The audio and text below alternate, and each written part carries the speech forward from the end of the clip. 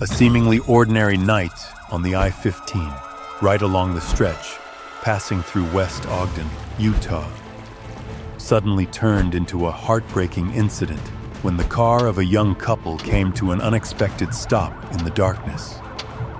Hours later, officers discovered a scene that left the entire city of Ogden frozen in shock.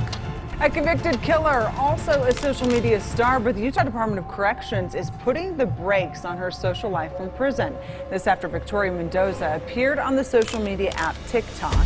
But what truly happened inside that cramped vehicle? And what led their journey to end in a way no one could have imagined?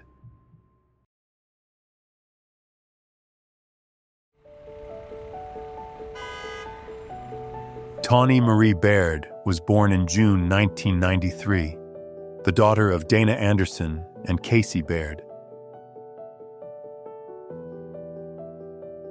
Although her parents separated when she was only a year old, they maintained an amicable relationship, and Casey always made sure he was there for the important moments in his daughter's life. Her family described Tawnie as energetic, naturally charismatic, and the kind of person who effortlessly drew others in. Casey often said his daughter seemed to have a loyal entourage wherever she went because people were simply drawn to her warmth and vibrant spirit. Tawnie grew up in Holiday, a suburb of Salt Lake City, Utah, where she attended Salt Lake Community College and worked part-time as an accounting assistant. Friends and loved ones remembered her as a young woman full of ambition, always looking ahead with big dreams, especially her hope of becoming a singer and one day living near the California coast, where she believed her voice and free-spirited personality could truly shine. When Tawnie was 17, she was riding around with a group of older friends when their car was pulled over by police. During the search, officers found additional harmful substances and related paraphernalia in the back seat. According to one friend, Tawnie stepped forward and took responsibility for everything because she feared the older members of the group might face more serious consequences. She was ultimately charged with possession of prohibited substances, considered a Class B misdemeanor. The incident deeply worried her father, Casey, having lived through painful experiences related to addiction issues in the past. He feared his daughter might be heading down a similarly dangerous path. Casey approached the probation officer and requested that Tawnie undergo random screenings to intervene early, but he was told they had no authority to order such tests, and the case was later forwarded to juvenile court for standard processing.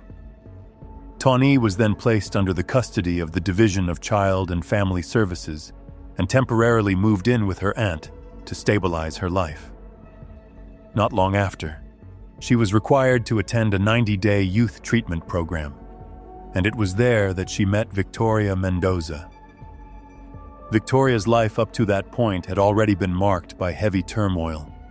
She lost her father to a personal tragedy when she was only 10, frequently ran away from home, dropped out of school, and spent much of her adolescence in various youth facilities because of ongoing issues. As if things weren't hard enough, her mother was battling late-stage cancer, and the two of them were living with almost nothing in a small one-bedroom apartment in Ogden. Donna, Tawnie's mother, later said that when the two girls met, her daughter was at an incredibly vulnerable point in her life. Victoria was already familiar with the structure of treatment programs, while Tawnie was completely new to it and easily influenced. Victoria's life experience, the way she carried herself, and the protective persona she displayed drew Tawnie in quickly. She felt safe, as if she had finally found something steady to hold on to during one of the most chaotic chapters of her life. Family and friends often said the two girls were like opposites drawn to each other. Victoria was quiet, sensitive, and tended to be possessive, while Tawnie was cheerful, outgoing, and often joked playfully with the people around her. Those differences sometimes led to friction, but they were also what created the powerful pull between them. Even so, what bonded them most deeply was music. They would write lyrics and emotional lines for each other, using those words as a way to fill the gaps and soothe the personal wounds each carried. What began as a friendship quickly grew into an intense relationship, and the two became almost inseparable. After completing the 90-day treatment program, Tawnie was released first, and about a month later, Victoria was also allowed to leave the facility, opening a new chapter in their increasingly deep connection. The day Tawnie and her father, Casey, drove to pick Victoria up after she was released from the treatment program, Casey remembered the very first feeling he had when he saw his daughter's new partner. He said the contrast between the two girls was so striking that it left him momentarily unsettled, and a parent's instinct warned him to be cautious.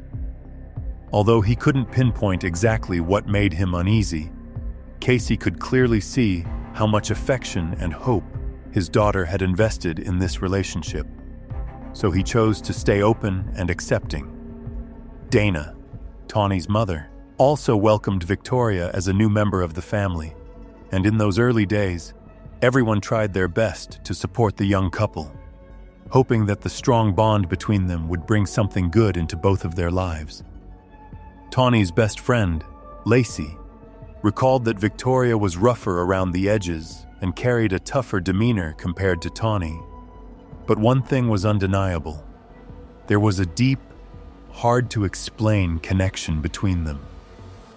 On social media, the couple appeared inseparable, holding hands, laughing, and sharing affectionate moments that painted the picture of a perfect love. Yet, like so many real-life stories, what appeared online didn't reflect the complicated reality behind the scenes. Their relationship grew increasingly chaotic, a pattern of affection mixed with hurt, breakups followed by emotional reconciliations. Things reached a breaking point when Victoria crossed a serious personal boundary with one of Tawnie's friends, creating a noticeable rift between them. In a desperate effort to win her back, Victoria posted a video on YouTube, crying and begging Tawnie to return, revealing just how emotionally dependent and unstable their relationship had become, intense yet profoundly unsettled. I have a lot of things on my mind that I want to say, but I keep going blank because I know that I'm recording myself and I know that I'm doing, I know that I'm on video and stuff, but I'm going to just start from where I feel like I need to start and end where I need to end. First I want to say is I'm sorry for hurting you and cheating on you with your best friend. And your best friend is a slut, and I don't like her. She's gross, and I can give a fuck less. Alright? So, this video is like an apology to you. And the girl I'm talking about is Tawnie. And I'm trying to get her back to be with me so I can keep her again and for her to give me another chance. Because I'm in love with her and I love her and I want her back. And I'll do anything I have to do to show her that I can be a better girlfriend. We met in Artec and I liked you and I wanted to get to know you and stuff. And one of the letters you wrote me in Artec I read all the time because it meant a lot to me, and it's probably like one of my favorite letters I have from you or whatever. But it says Victor at the top, and it says, I can't stop thinking about you. I can't stop thinking about you either. I miss you so much. I wish so much that you were getting out earlier for real. I miss you so much now. I don't know how I'm going to be when I can't see you for that long. I like you so much, really. I'm usually different when I like someone a lot. I don't want to be with them all the time, and I don't always miss them as much as I miss you. It's different. I'm so happy that I met you for real. I talked to my aunt, and she said, right when you get out, we can hang out, because I told her you don't do drugs and you want to do good when you get out. Whenever I see you, I just want to jump on you. You make me so happy. I'm not afraid to tell people I like you. It doesn't weird me out at all. My family and some knows already because I always talk about you, so I always think about you. I already really trust you and I care about you a lot. when they're being assholes to you and trying to nartech, it fucking makes me pissed. I always say something, man. And I'm gonna wait for you, Kay. So don't think I'm gonna be out here fucking a bunch of people. No way, you're the only one I want. And I promise I'm being serious about everything I say, Kay. If you think about it, you really meant that. And just look at all the feelings and everything we've been through when we first met each other in our program and then when we got out. Besides the bullshit that I did and all the little notes that you wrote me and all this shit that you got me and all that shit means a lot to me and I don't want to lose you at all. Like, I really, really, really do love you and I'm really sorry for everything I did. And I'm just wanting to have you back in my arms again and treat you better than I ever treated any other girl before. Sure in the hell don't give a fuck what anyone says about this video. You guys can fuck off and go suck a dick. Because I want to be with somebody and I'm going to do everything in my power to get her back. Instead of letting her walk free and letting her go to somebody else. That's not what I want. I want her with me. So I'm going to do everything I have to do in my power. But until then, I'm not single. I'm waiting for somebody. The couple eventually reconciled, and during that time, Victoria grew closer to Tawnie's family than ever before. Casey began to see her as another daughter, and he and Dana stood by her side as her mother faced late-stage cancer. Casey was even present at Victoria's mother's home in her final days, helping and offering comfort. After her mother passed, Victoria moved in permanently with Tawnie's family, trying to rebuild her life and plan for the future. Tawnie's grandmother recalled paying for Victoria to have several tattoos removed, and the whole family encouraged her as she prepared for her first job, a position as a security guard. But it didn't take long for instability to seep back into the once peaceful household. Dana often found herself mediating arguments, as small disagreements began to spiral into larger conflicts. Although tensions were rising, no one believed Victoria was capable of losing control. According to Tawnie's grandmother, the relationship had become overly dependent and unhealthy. Victoria grew excessively protective and even upset when Tawnie spent time with other friends. Yet on the surface, they continued trying to present themselves as a stable, loving couple, making it difficult for those around them to see just how deeply the cracks were forming beneath that facade. Everything truly shifted the day Tawnie came home with a small cut, an injured lip, and one of her front teeth missing. Dana immediately felt something was wrong. A mother's instinct told her Victoria was involved, and she considered calling the police. But Tawnie begged her not to, knowing that if Victoria, now over 18, were held responsible, the legal consequences would be far more serious. When Casey saw his daughter's missing tooth and noticed that Victoria also had a few scratches on her face, he sensed there was much more going on than the simple explanation they were given. Still, both girls insisted the injuries came from an altercation at a party and refused to say anything more. Tawnie's grandmother shared that Victoria always knew exactly how to speak, how to frame things in a way that eased people's concerns. Lacey, Tawnie's best friend, believed that losing a tooth would be the breaking point that finally pushed Tawnie to leave the relationship. But to everyone's surprise, Tawnie acted as if nothing had happened, and the two continued on as before, a clear sign of the emotional dependence and turmoil that no one in the family could intervene in time to stop. On October 18, 2014, Tawnie and Victoria had been together for nearly 5 years and often drove to Ogden to visit relatives.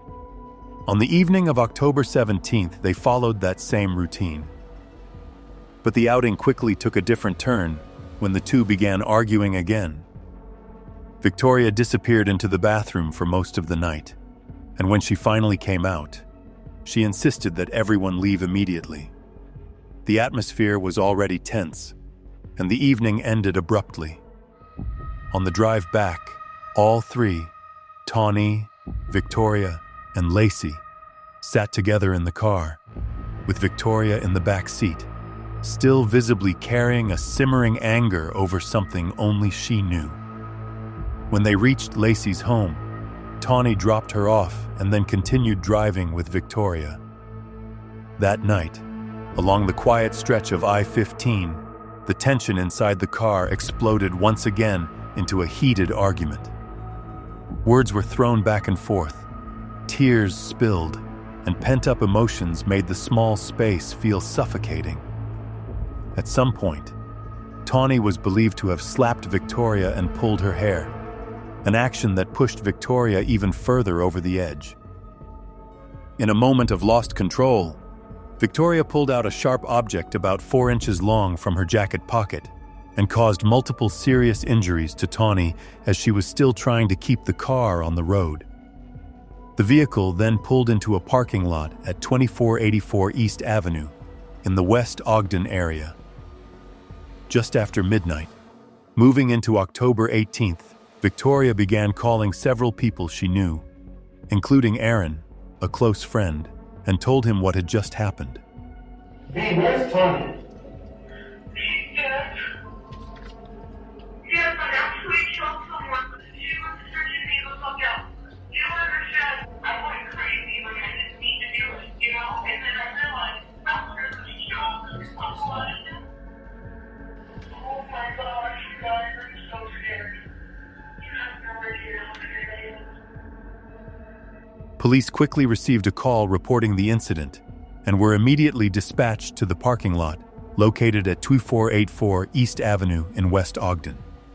911, what is the address and city of your emergency? I have to report a murder. Okay, do you know who was murdered? Yeah, her name's Tawnie. Authorities said it was unclear who exactly dialed 911, though it was likely one of the people Victoria contacted immediately after the incident. When Ogden police arrived, they were met with a chaotic and heartbreaking scene.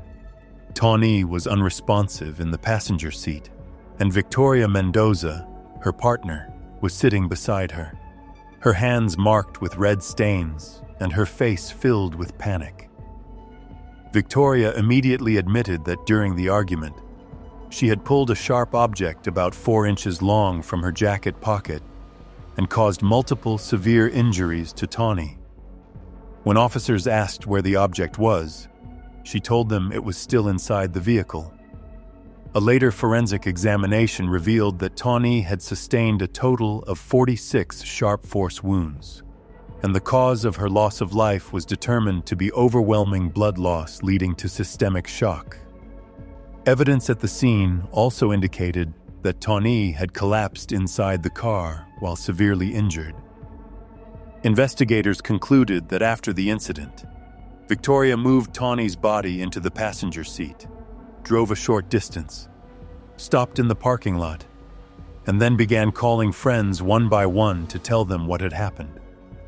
All of these details quickly turned the case into one of the most haunting files Ogden police had ever handled. A tragic relationship pushed to an extreme during a moment of complete emotional breakdown. Sport News. The family member was contacted by the suspect, and the family member in turn called 911. After the heartbreaking incident was confirmed, Tawnee Marie Baird's body was brought back to her hometown of Holiday, Utah. A quiet yet deeply loving memorial service was held at St. Vincent's Catholic Church, where warm candlelight blended with white flowers lining the aisles, creating a space that felt both solemn and overwhelming with emotion. Friends, relatives, and even those who only knew Tawnie through her radiant smile came to pay their respects, many still unable to believe that the lively, energetic young woman was no longer here.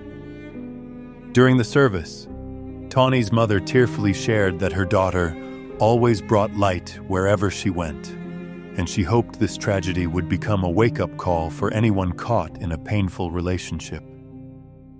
Today, Tawnie rests at Holiday Memorial Park, where family and friends continue to visit, bringing flowers and prayers as their way of telling her that the light she left behind has never gone out.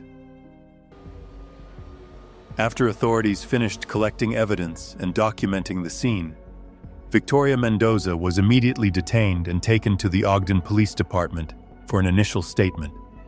In the hours that followed, she was transferred to the Weber County Jail, where investigators continued questioning her and examining every inconsistency in her account. Local media later confirmed that Victoria underwent a mandatory competency evaluation and was deemed fit to stand trial. Once the investigation file was completed, the court scheduled the official hearing for November 30th, 2015, at Utah's 2nd District Court.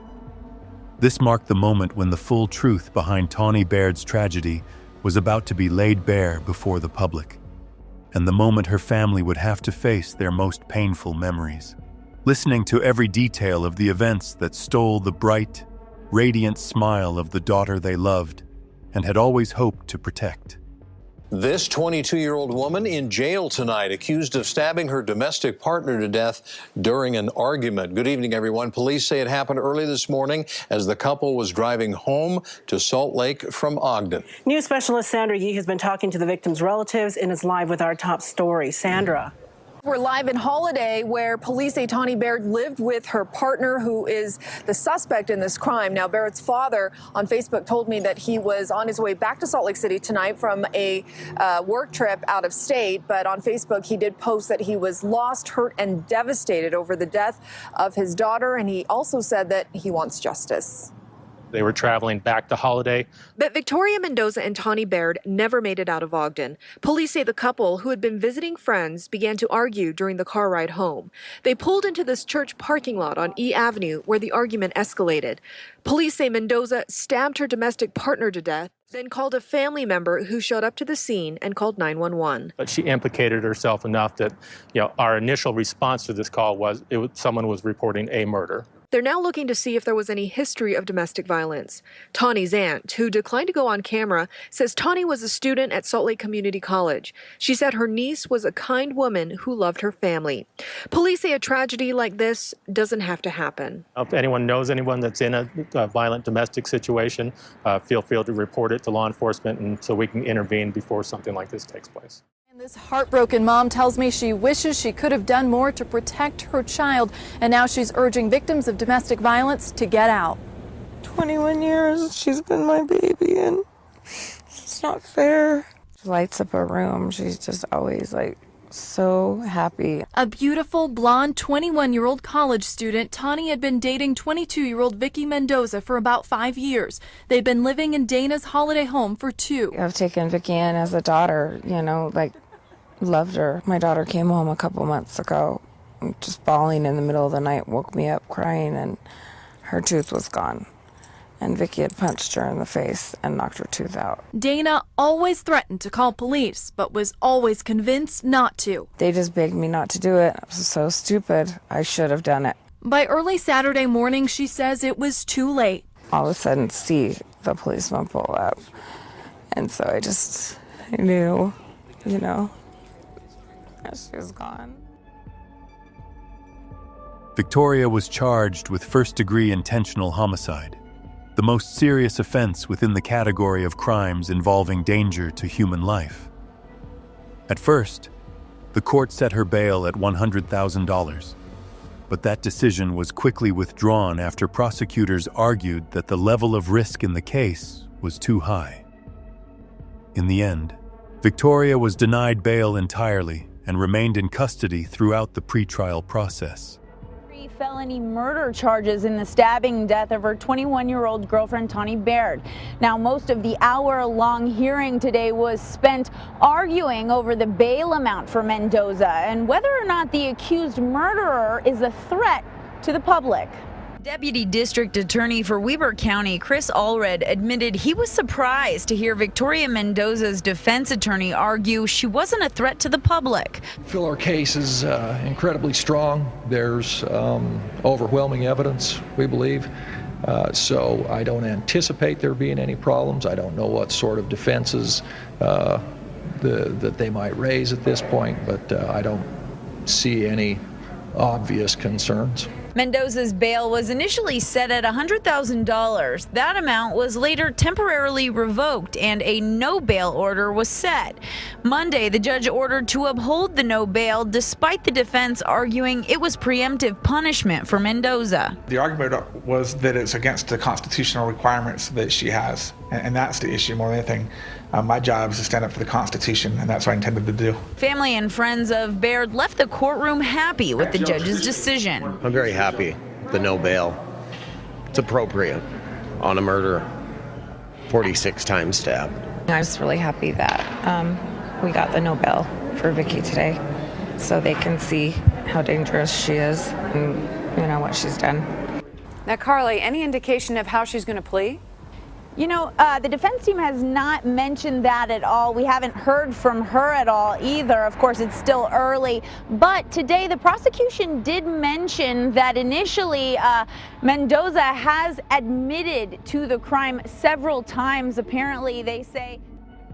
At first, Victoria denied responsibility for the charge brought by prosecutors. And during several hearings, she displayed signs of a personal crisis that suggested she might harm herself, prompting the judge and court staff to pay close attention to her mental state throughout the proceedings. It isn't my client who's a danger to the community. It's the supporters that seems to be of Mr. Baird on his Facebook page who are making threats to Miss Mendoza. Is that a consideration I should take into account? No, it's not. But the state, what's going on is the state says that Miss Mendoza is a risk to society or a danger to the community, when she's not. She's not the one who's making the threats against her. We're also concerned that she may be a danger to others, Your Honor. In this case, the defendant, Miss Baird, had gotten into an argument while they were traveling, looks like on I-15. The defendant stated that Baird had, quote, smacked her and pulled her hair, which caused the defendant to become enraged and to snap. The defendant then proceeded to draw her knife and stab Miss Baird in excess of 40 times. Your Honor, if a person can snap and violently attack and kill another person with such little provocation, with such disproportionate response, we're concerned that she could also snap or become enraged in the community. All right, thank you, counsel. Very well written briefs, well argued. I appreciate it. Thank you. However, as the evidence continued to mount and statements from friends and family further strengthened the case, Victoria's attorney determined that maintaining her original plea would offer her no advantage. Faced with the weight of the evidence, Victoria Mendoza ultimately changed her position and accepted responsibility for first-degree homicide, marking a major turning point in the prosecution of this deeply troubling case. I understand that they're hurt, and I'm hurt as well. I have no excuse for what I've done, that's the main reason why I pled guilty. I did knock out her tooth, but her family also covered it. I really have nothing to say. I'm the wrong, I'm the monster here, so. This is a case that is not a life without parole case. It's up to the board when she gets out. A lot of things that could have been said, but the reality is no matter what happened, Ms. Mendoza took somebody's life and she's pled guilty to that, so we're prepared for formal sentencing now. My daughter Tawnie had her whole life ahead of her. Tawnie was a beautiful girl with lots of wonderful aura. When she walked into a room, you could feel the love and see the wonderful personality of Tawnie. Tawnie had a lot of dreams, like being an actress, being in the music industry, among a lot of others. Casey and several members of the family pleaded with Judge Joseph Bean of the 2nd District Court to impose the harshest sentence possible on Victoria, the 23-year-old woman who had taken away Tawnie's future, hoping she would spend the rest of her life behind bars. However, Judge Bean explained that he was bound by Utah's sentencing guidelines and could not impose anything beyond what the law allowed. In the end, he was required to issue a sentence of 16 years to life, the maximum for the charge brought against Victoria, since the case did not qualify as one involving special aggravated circumstances under state law, despite the immense loss the Baird family was forced to endure. This morning, a judge handed down her sentence, but the victim's family says they're not satisfied with the court's decision. It's clear that Tawnie was, I think, a bright light. Victoria Mendoza accepted responsibility for the crime. Of murder in the first degree, 16 years to life in prison. Do I wish it would have been harsher? Absolutely. I asked for life without parole. Family members say they understand the sentence, but think Mendoza should have been charged with aggravated murder, which could have carried a stiffer penalty. I don't see what wasn't aggravated about stabbing my daughter 46 times and then letting her bleed out. Court will remand Ms. Mendoza into the custody of the Department of Corrections. The Utah Board of Pardons and Parole later issued its final decision, stating that Victoria Mendoza, then 23 years old, would be required to serve a minimum of 24 years in the Utah State Prison for the tragedy involving 21-year-old Tawnee Baird in October 2014. Her next parole hearing was scheduled for October 2039, a mandatory date that cannot be shortened, with any future consideration dependent entirely on her behavior, discipline record, and psychological evaluations throughout her incarceration. With this decision, the legal chapter of the heartbreaking case involving Tawnee Baird officially came to a close. Justice, as defined by the law, had been served. But for the Baird family, the loss will never truly heal. They can only hope that this sentence brings a measure of peace after years of grief over the sudden absence of Tawnie, the vibrant young woman who once lit up every room she entered. When looking back at the heartbreaking journey of Tawnee Baird, we don't just see a tragic case retold in a true crime documentary. We see the reality of so many young people who find themselves trapped in dependent relationships filled with control, instability, and emotional harm, yet feel powerless to leave. This tragedy reminds us that the early warning signs, excessive jealousy, isolation, hidden injuries, are never small things. If someone makes you feel afraid, makes you lose yourself, or forces you to find excuses to protect them instead of protecting your own well-being, that is the moment you must step away and seek help before something irreversible happens. Thank you for taking the time to listen to today's story. If you feel compassion for Tawnie, please share this video so more people can learn about her unfinished journey, and leave a comment in her memory to keep alive the light she once brought to everyone around her. Don't forget to like and subscribe to join me in the next Stories on True Crime documentary, where we continue honoring victims, examining the truth, and learning from the hidden dangers of real life. See you in the next video.